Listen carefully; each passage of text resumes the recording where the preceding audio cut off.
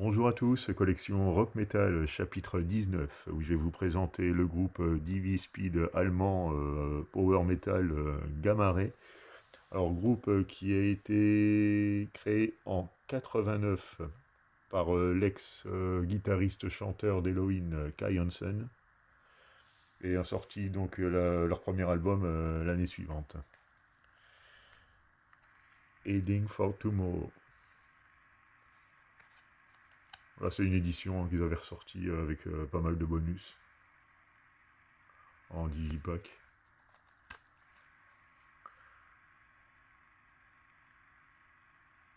Apparemment un coffret de 6 CD hein, que j'ai vu. Le second, sorti en 91, Sight No More.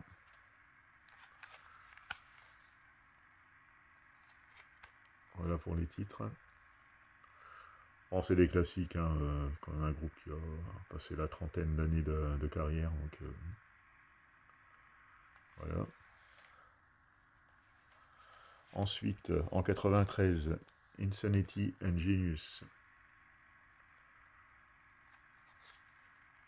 C'est vrai que les couvertures de cette série-là sont très dépouillées, quoi. Juste la photo de l'album d'origine, sans titre, rien du tout. Voilà pour les titres. En 95 sortait un concept album, Land of the Free, avec comme invité notamment Michael Kiske, hein, qui est toujours chez Helloween à l'époque, et Hans Zimmer, un chanteur de Blind Guardians, hein, qui participe à beaucoup de projets en fait, de différents groupes. Donc voilà pour les titres.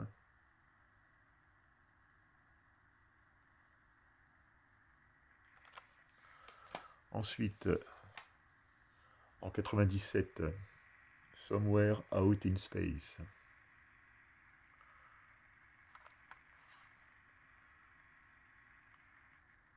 Des albums toujours bien remplis hein, chez Gamma Ray. Hein. Voilà pour les titres. Hein.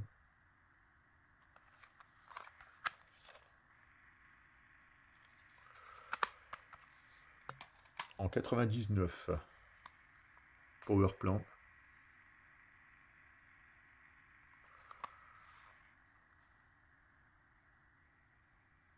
Avec la reprise It's a Sin.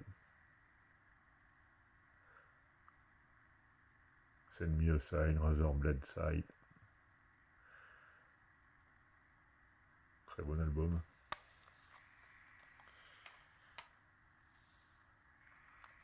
Ensuite, New World Order, sorti en 2001. C'est avec cet album que j'ai découvert le groupe, hein, sur le tard. Album que j'avais trouvé sympathique, alors je me suis intéressé à leur discographie. Puis, résultat, bah, j'ai tout pris.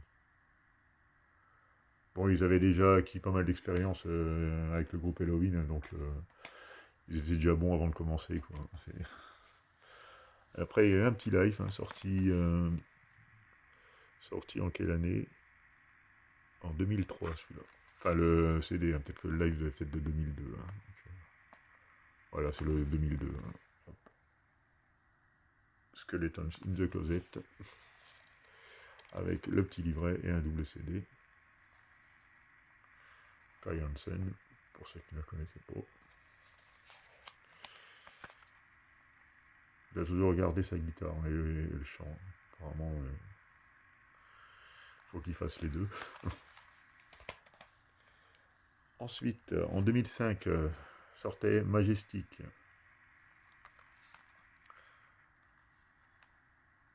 Voilà pour les titres.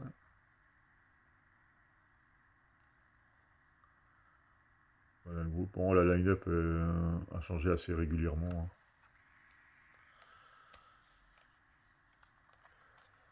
La suite de son concept album Land of the Free 2, comme je le titre en anglais, ben, j'ai dû dire le chiffre aussi. Donc voilà. Avec quelques invités encore. Hein,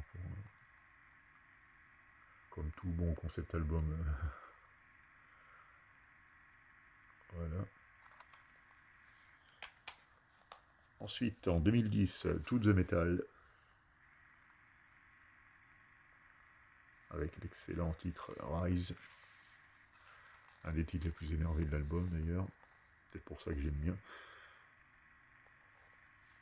Voilà, toujours des pochettes bien soignées.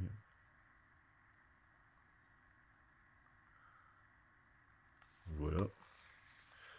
Et le dernier album en date, qui date de 2014, donc 9 ans sans...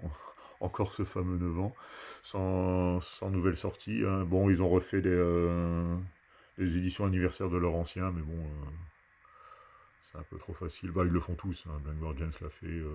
Après, dire, c'est pas des créations, c'est souvent des réenregistrements. Donc, pour le dernier album vraiment studio, Empire of the Undead.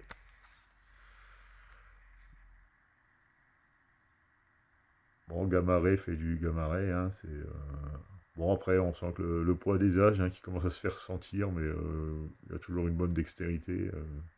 Puis le chant est un peu plus rocailleux, quoi, en fait. Et autrement, il reste bon, hein, techniquement, ils n'ont plus rien à prouver, on va dire.